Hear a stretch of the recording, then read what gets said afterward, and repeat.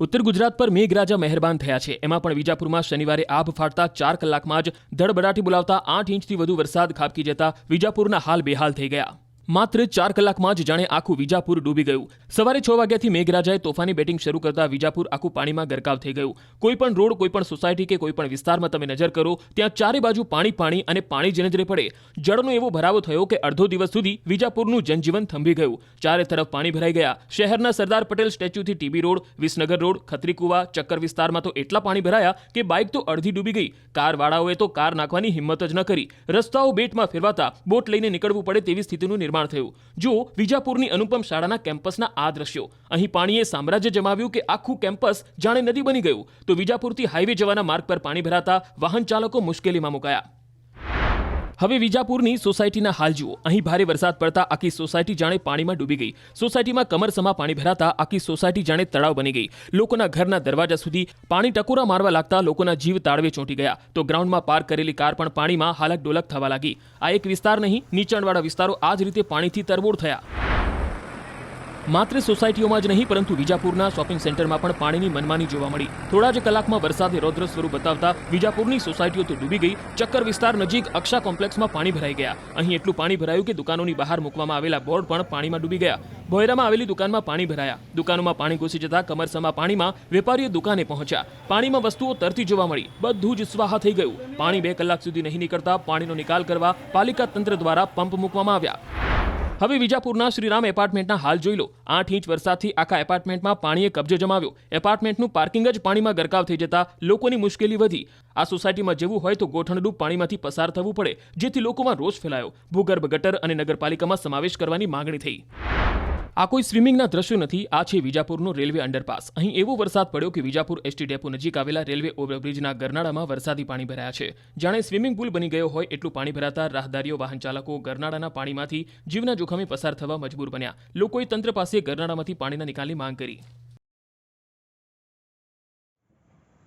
લાંબા વિરામ બાદ ઉત્તર ગુજરાતમાં ચોમાસું જામ્યું છે। મહેસાણામાં 7 દિવસથી વરસાદે ધડબડાટી બોલાવવાનું શરૂ કર્યું છે। મહેસાણા, કડી, ઊંઝા, વિજાપુરમાં તોફાની વરસાદ પડતા ગામ પાણી થઈ ગયા છે। રોડ પર પાણીની નદીઓ વહેવા લાગી છે। મહેસાણા જિલ્લામાં સવારથી જોરદાર વરસાદના કારણે હાઈવે પર પાણી ભરાઈ ગયા। મહેસાણા અમદાવાદ હાઈવે પર ચાંદરડા પાટિયા પાસે રોડ પર પાણી ફરી વળ્યા। હાઈવે પર બંને તરફના રસ્તાને અલગ કરતું ડિવાઈડર પણ પાણીમાં ગરકાવ થઈ જતા વાહન ચાલકો મુશ્કેલીમાં મુકાયા। ભારે વરસાદના પગલે મહેસાણામાં જનજીવન પ્રભાવિત થયું છે। આ કોઈ સ્વિમિંગ પુલ નહીં પણ ઊંઝાનો અંડરપાસ છે, જે પાણીમાં ગરકાવ થઈ ગયેલો જોવા મળે છે। મહેસાણા જિલ્લામાં ભારે વરસાદના પગલે જળબંબાકારની સ્થિતિ છે। ઊંઝામાં પણ મેઘાએ તોફાની સ્વરૂપ બતાવતા શહેર પાણીમાં ગરકાવ થઈ ગયું છે। ઊંઝામાં અંડરપાસના દ્રશ્યો જોઈ લો। ભારે વરસાદ પડતા ઊંઝાનો અંડરપાસ પાણીથી ભરાઈ ગયો। એટલી હદે પાણી ભરાય કે અંડરપાસની બાઉન્ડ્રી વટાવી પાણી સર્વિસ લેન પર ફરી વળ્યા। અંડરપાસ બંધ કરવાના કારણે વાહન ચાલકો અટવાઈ ગયા। બંને તરફ અવરજવર માટે લોકોને ભારે હાલાકી થઈ રહી છે। તો ઊંઝાના અન્ય વિસ્તાર પણ બેટમાં ફેરવાયા। નીચાણવાળા વિસ્તારોમાં પાણી ભરાતા લોકો પરેશાન થયા, પણ જરૂરિયાત સમયે જ વરસાદ પડતા ખેડૂતો ખુશ થયા છે। પૂર જેવા આ દ્રશ્યો છે બનાસકાંઠાના ડીસાના। અહીં મેઘરાજાનું તોફાની સ્વરૂપ જોવા મળ્યું। લાંબા વિરામ બાદ ડીસા પંથકમાં વરસાદે ધબધબાટી બોલાવી। વરસાદે ભૂક્કા બોલાવતા ગણતરીના કલાકમાં 3 ઇંચથી વધુ વરસાદ વરસી જતા ડીસાના હાલ બેહાલ થઈ ગયા હતા। ડીસાના રોડ પર જાણે નદીઓ વહેતી હોય તેવા દ્રશ્યો સામે આવ્યા। ડીસા શહેરમાં જ્યાં જુઓ ત્યાં પાણી જ પાણી નજરે પડ્યું। ડીસાના રોડ પર જળ ભરાવ થતા રોડ પર વાહનો તરવા લાગ્યા હતા। રોડ પર એટલું પાણી ભરાયું કે રોડ જ પાણીમાં ગાયબ થઈ ગયો। રોડ પર પાર્ક કરેલા 2 વ્હીલર તો તરવા લાગ્યા। કારના વ્હીલ ડૂબી ગયા। કેટલીક કારમાં તો પાણી અંદર ઘૂસવા લાગ્યું। ડીસા પાલનપુર નેશનલ હાઈવે તો પાણીમાં ગરકાવ થઈ ગયો। પાણીનું સામ્રાજ્ય છવાતા રોડ પર વાહનોની રફતાર થંભી ગઈ। કાર ચાલકોએ સ્થળ પર જ કાર મૂકી સુરક્ષિત જગ્યાએ ખસી ગયા। નેશનલ હાઈવે પર પાણી ભરાતા વાહન ચાલકો મુશ્કેલીમાં મુકાયા। જનજીવન પ્રભાવિત થયું તો ભારે વરસાદથી ખેડૂતો ખુશ થયા।